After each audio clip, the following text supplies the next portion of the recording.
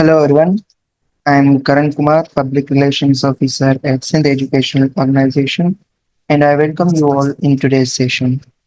As you know, SEO used to bring sessions on different topics, educational opportunities, career counseling, mentorship, and much more. In today's session, our guest is Ms. Anum Kabir. Welcome, Ms. Anum.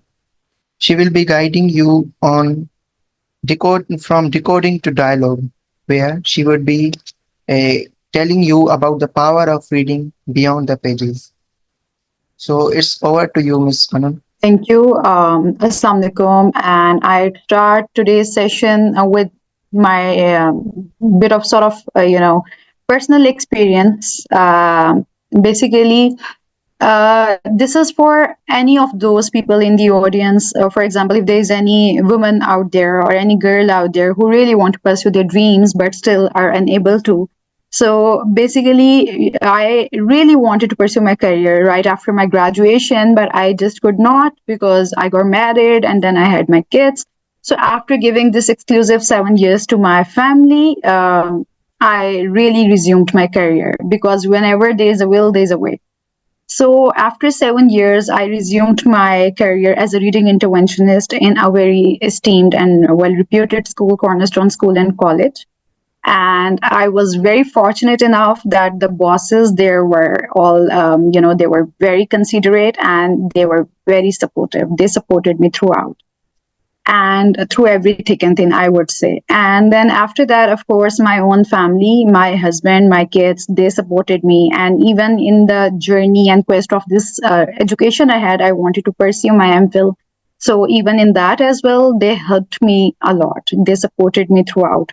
So, these acknowledgements are really necessary because in this world, there's too much of hate and too much of criticism. So we just forget acknowledging these such little gestures and such favors. So I think so these acknowledgements are really necessary. And plus, I really wanted to say this to all those women out there who really wanted to pursue their careers. But if you have stronger will and urge, trust me, let's time play its part, and you'll be achieving your dream in no time. So let's get back to the topic. So the topic is really closer to my heart. It's because I'd been doing a lot of other things, like I was a climate advocate as well. I taught literacy language art, I taught global citizenship, but precisely in this past 5 years, I'd been doing this reading interventionist thing very religiously. So, and I would start from this, like, people take it like that way, like when they hear reading is, trust me, it's most underrated word. So people are like, okay, you do the reading job and you run a reading program, so it must be very easy. So trust me, it's not. So whenever you want to invest your time into something, so and you really want to dive into it, so it actually has a greater depth. So when I'm going to just unpack and unfold this entire reading thing, then you are all going to be amazed that how are we going to, how is it possible for us to undermine the power of reading? So you can look at here. I'll start with this simple literature. Reading motivation refers to aspects of reading behavior that facilitate the development and comprehension of reading. So it's about getting learners to love reading. So this is by Skifiel et al. 2012, and then again Skifiel and Lowick 2018. You can look at here that whenever I'm sharing my personal wisdom with you all, it will be backed up with the literature.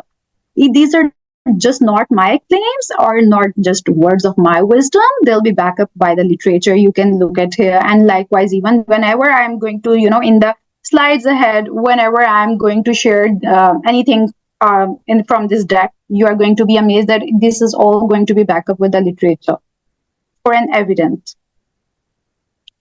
I always love to start with the analogy because that is really simpler for us to understand and to connect. So, I'm pretty sure everyone loves the pepperoni pizza. A nicely baked pepperoni pizza is everyone's, sort of dream come true. So, yeah. So if you're looking at a pizza, so look at its toppings. You can look at the pepperoni, you can look at the cheese, So maybe you can assume pepperoni as writing skills and cheese as speaking or communication skills, right? So basically, these both things are going to be built on the reading skills. So if the learner hasn't developed the reading skills yet, so it is really crucial for the learner, or the pupil, to sort of outshine in rest of these areas like writing skills and communication. So if the dough is not nicely done, if the base is not nicely done of the pizza, so whatever time you consume to top up your pizza with like herbs and spices, cheese, pepperoni, whatever, you'll never be able to reach that excellence in the absence of reading. So this is a very simpler and yet very relatable analogy. So right ahead and building on the past analogy which I just shared, I am going to tell why is reading pivotal. Reading literacy development. Reading strengthens literacy development, opens avenues to distinguished aesthetic experience, and is crucial to cultural participation. Yet again, it is by it is borrowed from Scholar et al. 2017. Yet again, systematic instructions are indispensable. Compared with oral language development, reading doesn't evolve naturally through interactions with parents and adults. It requires systematic and explicit instructions for sure. So basically, even if you would have ever observed, even the native speakers, they struggle with the reading skill. Apparently we would say we are ESL, we are like, we have this English only norm in our schools, and we are like we use English as a secondary language. But look at these native speakers who have these, this is their mother language, but still native language, apart, even besides being the native language, they're still struggling to get an expertise in developing those reading skills, right? So it doesn't emerge, it doesn't develop. You have to do it with systematic instructions. There's a lot of work and rigor behind. Then reading proficiency. A good reading program should develop reading proficiency, fostering a better productive, academic, and social life. Again, it's backed up by Gambrel 2015, and you can look at here. I've observed in my past experiences as well, a lot of schools miss out on the reading programs. They would say like, our curriculum is going to take care of it, and it is going to look for that no matter what. But that doesn't happen. To be very honest, that is most neglected thing. Sorry, my bad. So look at here. These again, look at the benefits: improved communication, enhanced writing skills, increased comprehension, cognizant to content, and improved test taking ability. I would never forget this test taking ability while I'm discussing the significance of reading right here. So basically, test taking ability, like for example, a student has just, sort of entered the examination hall, the student just went inside and got settled, and now the paper is right in front of the student. So, if the student is unable to read through the instructions and decode the instructions to understand, to comprehend what the test taker and examiner is looking for, so unfortunately, the child will never be able to perform to his or her fuller abilities right over there, because the child was unable to demystify and decode the instructions due to the lack of comprehension of the reading. So we have to register the significance of reading skills, even this much little thing, like even if the child knows that how to attempt that part of the paper because of that cramming or rote learning sort of culture that we have right here in Pakistan. So apart from that, you can look at here, even just because of the absence of that comprehension, the child was failed to attempt the paper to full of his or her abilities. Development of reading skills. So, reading programs such as core reading programs in America registered 5 essential elements of teaching reading to elementary students, that is, phonemic awareness, phonics fluency, vocabulary, and comprehension. So, look at here, like these are five very integral and very essential components. Other than them, there's a list of other skills. So, wherever we say that it's just reading, it's not just reading. It doesn't just come naturally, it doesn't emerge.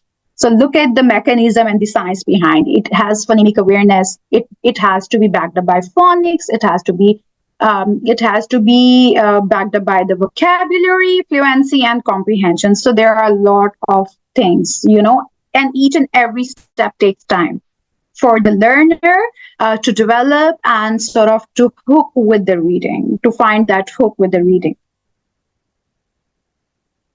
And while I was doing this, reading thing, and speaking of my reading experience, being a reading interventionist and an educator, while I pursued my this MPhil, I literally learned a lot from my instructors at LAM. So I just got to know these learning theories.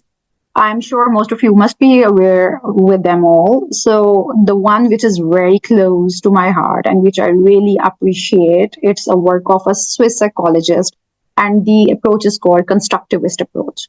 So the basic idea behind this constructivist approach is evident from the name as well. Like, it constructs knowledge on the past knowledge and past experiences. So constructivist learning theory is constructed new knowledge and experiences, right? And then ZPD, zone of proximal development, like where is that certain thing and miracle happens where the child sort of gets grasp of that certain skill, and the child is really capable to get hold of that certain skill. So basically, this is presented by Vygotsky, zone of proximal development. According to Vygotsky, he says that there are these circles of those learning things. Like, there is that inner circle which a child can achieve or accomplish without any support or without any help. And then, along with zone of proximal development, let me just discuss about scaffolding as well. So basically, scaffolding is that, it is the same thing which we do in the buildings and sort of making those structures. So scaffolding is that thing which we give for a very limited period of time, like for a very short period of time, for the sake of like establishing certain thing or establishing certain skill or building that thing. Once that thing is built or once that thing is established, we very gradually and nicely just remove that scaffolding for that person to be independent enough. So according to Vygotsky, he says that there is that inner circle where the student or learner is going to, for example, I'll illustrate an example over here. For example, there's that learner who has an expert knowledge or command over phonics and phonemic awareness and vocabulary, but the student is really struggling with fluency and the comprehension part. So, with the teacher's support or with the support of the significant other, the reader is going to develop that skill as well, right? So once that skill is developed, we are going to gradually remove that scaffolding, and then the child is independent enough that the child doesn't need that help any longer, that support at all. And then there's this thing, apprenticeships. A typical constructivist goal is also to employ apprenticeships. More refers to modeling and coaching a student work, expert knowledge. So, these all things go hand in hand when it comes to this constructivist approach. So how a learner is constructing the knowledge, right, with the help of this ZPD, zone of proximal development. And basically, why I was sort of, cheering for this Swiss psychologist, that his work is really flawless and impeccable, because of this thing that, this is student-centered approach. This is basically targeting what is student getting from. Other than that, the all is like you are filling the vessel, and the teacher is just, sort of transmitting the information inside the children. But, look at here. This is like, how are you going to carve? How are you going to embed? How are you going to imbibe those skills in the learners? And then, as I was saying, that it's not just those 5 elements like phonemic awareness and phonics, and then vocabulary, fluency, comprehension. There are a couple other things. For example, it's most heard thing, and it's really buzzing around, like CT. Everyone must have heard CT, right? Like the critical thinking part. So critical thinking enables readers to engage deeply with text, analyze information, and form informed judgments, right? So it has also like these four parts, and then I'll sort of unpack it even more. Look at this understanding part. Critical thinking allows you to grasp the author's message, purpose, and intended audience. Then evaluation, it helps you access the credibility, bias, and the effectiveness of the text. Then application, you can apply what you learn to real world situation and make informed decisions. Then growth. Critical thinking fosters intellectual curiosity and a love of lifelong learning. So what I was talking about right from the beginning, like not dealing students or learners, or even if you want to pursue this journey of reading, you really want to get help of the reading. So look at here, like it is going to ignite that curiosity, which is going to make the pupils, learners, or even you a lifelong learner. You are never going to seek help from anyone else other than books. So, for example, there's a wider array of books, like various genres. For example, there's that fiction, there's that non-fiction text, there's that adventure books, self-help books. You name it, and they're over here in the reading stores, in the bookstores.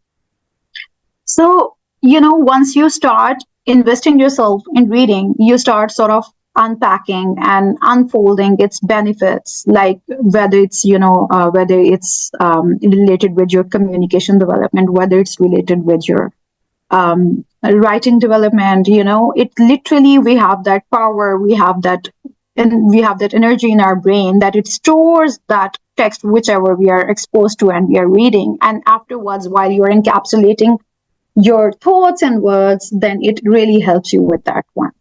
So critical thinking, I've been personally doing this critical thinking with my learners a lot of time. For example, while I was conducting these reading sessions, and alhamdulillah, my students were really able to embark on the journey of critical thinking because they were able enough to demystify and sort of comprehend the text. And while they're able to do that, then there's the time for them to push beyond their boundaries, to push beyond their limits. So basically, this is where we also talk about capacity building. So अगर आप कहें, if you say, for example, like for instance, like the child has reached to the best of his level and the best of the knowledge. It's trust me, it's never happening. There is always that limit which you can push behind, and you can sort of intervene for even better skills. So critical thinking, for example, I've been doing this with my learners a lot of time. For example, if we are done with one chapter of any certain novel, so I would tell them to, can you please sort of encapsulate them in one sentence, the entire chapter? Can you just put your thoughts on this entire chapter in just one sentence? So which in itself is quite a task for the learners, but still that is literally igniting the curiosity again. That is literally sort of a sparking that critical thinking, and that is sort of compelling them to think hard and to come up with something which they can sort of write down, and they would in the end look at the benefits. They will see the benefits happening and emerging right from that thing. So this was about the critical thinking, and then this thing which I was discussing right from the beginning, like reading beyond pages. So active reading involves engaging with the text and going beyond simple reading the words, right? Simply reading the words, for example, it encompasses preview, skim the text, identify key topics, and make predictions about its content. Then read the text carefully, highlighting key points and making notes in the margins. So I've been doing this a lot of times, and even a child possesses his or her own novel, the child can do it for sure. For example, writing, making notes, and jotting points on the side for them to sort of recall it afterwards. Even I'd been doing this with my articles when I was doing this MPhil thing. So when I have really big and thick articles to read, so I would read them and I would make notes and I would do this skimming thing as well. Then reflect, pause after each section to consider what you've read. Connect it to the prior knowledge and ask questions. So this is where constructivist approach is coming again here. Do you see here, like reflect, like connecting it to your prior knowledge again? And then there is this review thing where you are supposed to revisit your notes and highlight to summarize the main ideas and reinforce your understanding. So beyond reading beyond pages, it always comes up with another idea which I would love to share here. And I also explored this thing while I was again doing my MPhil. So basically, this is like CRT, critical race theory. So basically, critical race theory is like that hidden and that hidden embedded thing or embedded mindset in that, in that certain domain. It could be law, it could be education, it could be something else, but if there is that mindset behind and where you really want to do that on purpose. For example, if we talk about the white supremacy thing, so basically if they have that intent behind their minds when they are sort of doing they're doing and they're sort of doing the curriculum development, they're making their textbooks, so they would embed those things in that curriculum which they really want to persist. It could be like racism.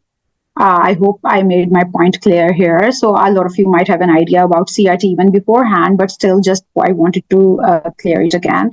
So even other than CRT, critical race theory in laws and a part of other spheres of life, even in the education sector, now researchers are taking it on a very serious note. This is literally like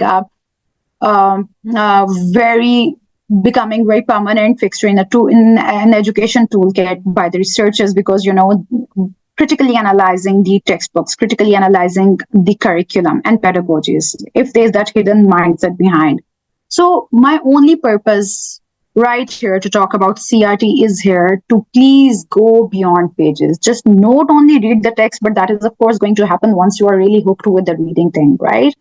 For example, you just cannot just simply look at the Roald Dahl's novel or maybe Enid Blyton or Sophie Kinsella's novel and just impose it to the student, impose it to your children. Or, you also have to sort of decode it. Just try to decode it for us. Try to look at the things and the mindset behind, if there's that hidden curriculum, if there's that hidden agenda. Even before it's sort of making it a permanent part of the school curriculum, you can look at those novels, you can look at those textbooks, just look at those, try to analyze those texts beyond just pages so that we can come up with that very mindset. Now is, we are in a very critical situation. I really get upset when I say like where Pakistan has reached. Even, it hasn't reached anywhere so far, but this is because of our own errors and because of our own negligence, I would say. Now is a high time that we really need to say that, see, basically we really need to see and analyze such things which we would have ignored otherwise, right? You have to look at the curriculum, the books, the novels. You are basically a savior of that thing. You have to be very conscious and careful, not just about words and not be just being careful about the text and context and the settings of the book or novel, just beyond that as well. Like, what could be the hidden agenda in the curriculum? What could be the, if there is that lesson which is, sort of for the good of the entire world, then it's beyond better. Like, for example, I just want to say, sort of like, we just cannot look at the J.K. Rowling Harry Potter series and just look at that and saying that it is going to for sure it is for sure going to embed or imbibe something really good in our students when they'll be able to comprehend the text. So it is really important for us to demystify and decode the text first and to see if it is really making these learners ready for the transformative education, for the 21st century skills, for these AI skills. And AI skills, I really want to say, like, we really want to push the boundaries for our children. We really want to build the capacity in them rather than making them sort of just saying yes to whatever is exposed to them. So they have to have that critical thinking thing in their mind. They have to have that power where they can question those things, where they can sort of, they have that voice inside of them. So inshallah, then we'll be able to, sort of make some marks and hope is always there. I think so. We should never lose hope, and we should always try to, struggle to what I can say, like normalize this essence of reading amongst community, and everyone should have that idea that how much important reading is, even it is for the elementary students, middle year students, and even if it's for adults or even for the community. Reading is literally that powerful weapon which we really undermine. So yeah, that was from my experiences, from my knowledge which I gained recently, and I hope you enjoyed the session and I was able enough to justify with the session. Thank you. Thank you very much, Neha, for sharing such a wonderful information. Now, guys, if anyone of you wants to ask any question or share your comments, you may raise your hand and I will unmute you. All right, I can see a lot of praises coming here. Thank you so much for appreciating me, and I really want that we all could make just little impact within our capacity for Pakistan, and we could do something better. Being very honest for our generation ahead, what we can do for them, what we can borrow, how can we borrow our wisdom for them, how can they learn from our own experiences, etc. Uh, I want to ask one thing. Yeah. अच्छा, अभी आपने बताया कि critical thinking जो है वो काफी improvement लाती है, लेकिन हमारे माशरे में इस चीज की तो आई गेस बहुत ही क्रिटिकल है, क्रिटिकल थिंकिंग भी करना, आई गेस। Yes. नहीं लगता कि इस Yeah, please complete your question. I'm sorry. Floor is all yours. Yes, तो मैं ये कह रहा था कि मतलब हमारे माशरे में इस चीज की बहुत ज्यादा क्रिटिकल है, इन चीजों को एनालाइसिस करना है। उनके रिलीजियस टॉपिक्स पे अगर हम बात करते हैं तो फिर आपको पता ही कि क्या क्या क्या होता है यहाँ पर। जी। So, even when I was a climate educator as well, they used to say back then that, why to pin it under religious coin when we can sort of back up with other literature, when we can back up our claims with some other wisdom, with some other evidence. So why to take support of the religion, right? So even you want to take support of the religion, we can take that. And there's that easy way out or safer way out. Why would we always include or sort of incorporate religion in something? Like, for example, if we talk about embedding reading skills, so I think so it has nothing to do with something like there's no harm, like when it comes to the religion as well. So reading proficiency or reading fluency is something which we can develop and no one can object it. It's not music, there's that thing like music or something else which people would object and which people would look at that like critically. I hope I answered my question. Sorry, I hope I answered your question. My bad. Any other question? Ma'am, I mean Okay. when the books, Yeah, please. when we go through religious books or religious history, we can't criticize that. Even though we need to do that, but we can't.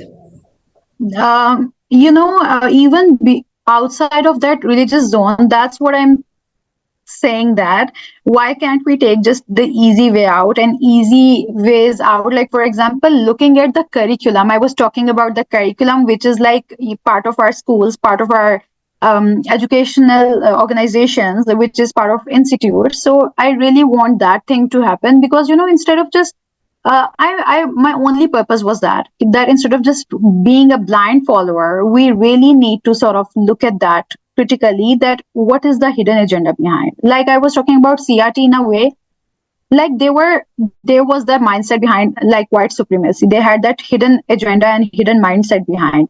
So when we are, there is that now that education sector in Pakistan is sort of a point where there are a lot of streams going on. Like there's that Cambridge stream, there's that Pearson stream, there's that IB stream, there are a lot of other, while you are sort of deliberating about one particular domain or one particular curriculum for your school, you have to just look through the textbooks. You have to look through the textbooks if that is really working and aligning with our culture and community. Not precisely culture, but for example, is it really empowering our learners? This is a basic question which we really, and it is really embedding those skills which are needed for the transformative education, for the transformative future, for the brighter future. There is that question in this chat box as well. I would like to answer if there's no problem with that. Yes, ma'am, you can answer. All right. So there's this question. There's that girl, Sanjay. She is asking that how can readers move beyond decoding to engage in meaningful dialogue with the text? So basically, there is that critical thinking happening now. Like, for example, you are giving the same novel to your two pupils. Those pupils are being exposed to the same text, and you are telling them to raise their voices in favor and against that particular paragraph, that particular passage, and that particular text, for example, right? So you can ask your readers, so they would of course dive more deeper to comprehend the text, to sort of demystify and decode the text, to understand that what the author is, what is the intent of author, what author wants to sort of convey. So you can look at that, and then the learners will be empowered enough to sort of bring it to the situation and to back the text with some evidence and to back it up with the dialogue. They would start speaking about it like the way I am talking about it, right? So they would start speaking about it. They would start saying whatever they are perceiving from the text. So here's where the dialogue part coming. Okay, so there's that Donia. She's also asking. Ainat is asking another question. She's saying that what are some strategies for improving critical thinking? So, Kainat, I really need to understand because they vary from level to level. For example, if you have like upper elementary, lower elementary, middle school, and even for university side, critical thinking will be will be different, and it will vary from subject to subject. And trust me, Pinterest, and there are a lot of applications on websites which are like full of such things, and they would provide you in detail all such things like critical thinking, which sort of activities can you incorporate, or can you integrate in your subject, or you can integrate for that to sort of ignite that critical thinking skills in your students.